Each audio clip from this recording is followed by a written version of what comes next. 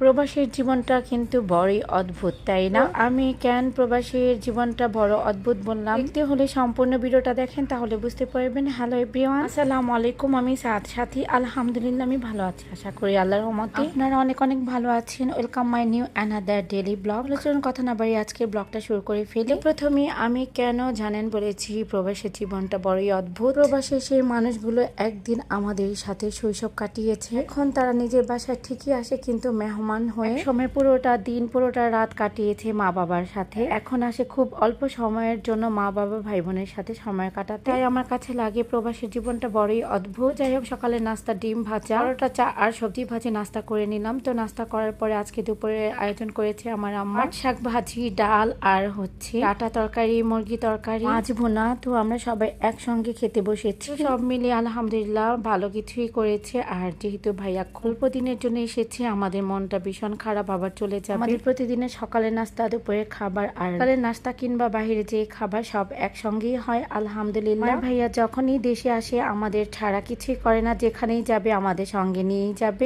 শ্বশুর বাড়িতে থাকি সব বোনদের একসাথে নিয়ে, কোনো কিছুর অ্যারেঞ্জমেন্ট করলে বা বাহিরে কোথাও গেলে একসাথেই যাবো। আজকে ট্রিটটা আমার মেজো আপু দিয়েছে, যেহেতু ভাইয়া খুব অল্প সময়ের জন্য এসেছে, তাই আপু বাসায় ঝামেলা নেয়নি। আর আমরা যেহেতু অনেক মানুষ, আমরা সবাই রেডি হয়ে চলে গিয়েছি। সুলতানে আর ভাইয়া কাচ্চি অনেক পছন্দ করে, তার জন্য ভাইয়ার জন্য মূলত আজকের মেনু রেখেছে কাচ্চি। এই তো আমাদের নাফিস আব্বু টেবিলে উঠে দুষ্টামি করছে। আমরা পরিবারের সবাই সুলতানে গিয়েছি কাচ্চি খেতে, আর এই কাচ্চি ট্রিটটা দিয়েছে আমার মেজো দুলা ভাই আর মেজো আপু। আলহামদুলিল্লাহ আমাদের ভাই বোনের বন্ডিংটা খুবই সুন্দর বন্ডিং। আমরা যখনই যেখানে যাই সবাই একসঙ্গে যাই, আর একসাথে ফ্যামিলি সবাই অ্যাটেন্ড হলে কিন্তু খুবই ভালো লাগে। আর আমরা সবসময় কোনো কিছুর প্ল্যান করলে একসঙ্গে বুঝে শুনে তারপর করি। এটা হচ্ছে আমাদের ছোট থেকে, আমাদের যখন বিয়ে হয় নাই, আমার মেজো আপু বড় আপু আমরা সবাই একসঙ্গে কোথাও গেলে প্ল্যান করে যাই। আর বিয়ের পরে তার কোনো কথা নাই, বিয়ের পরেও ঠিক এভাবেই আমরা প্ল্যান করি। আমাদের কোথাও যাওয়া একদিনেই প্ল্যান